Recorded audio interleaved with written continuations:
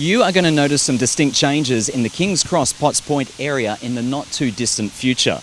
Now, the beautification plans for Victoria Street have just been put on display.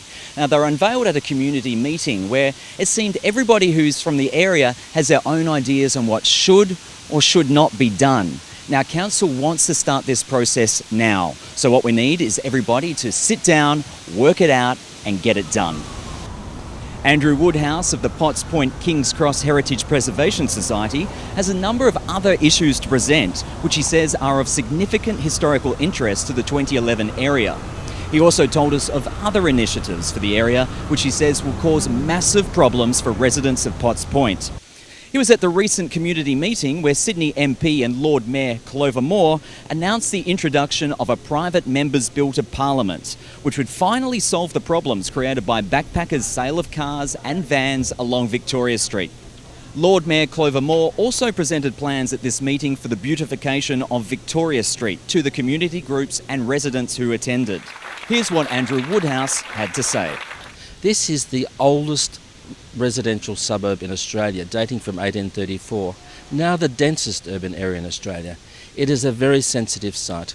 We have major concerns and problems with the intensification of pubs and clubs in King's Cross, the highest concentration in Australia, over 150 liquor licences within 500 metres. The spillover effect of antisocial activities into nearby residential neighbourhoods is a continuing concern. We are very concerned also with Council's new DCP and LEP, which degrade some of our heritage by allowing high-rise buildings in front of Elizabeth Bay House, for example. The fight for heritage is the fight for part of our past and part of our identity.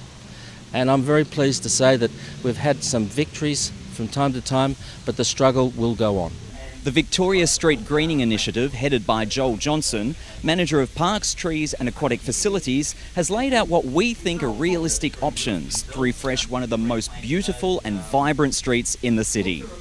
The huge plane trees, which give the street its beautiful shimmering light in summer and much needed shade on hot days, will get planter boxes around the tree pits.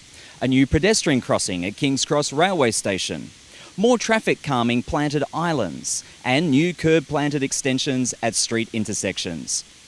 The beautification of the 2011 area is high on Sydney Council's strategy plan for citywide improvements, and we should all support this campaign to make this area, with its eclectic mix of restaurants, bars, cafes, art, culture and residents, an even more beautiful and exciting place to live and play.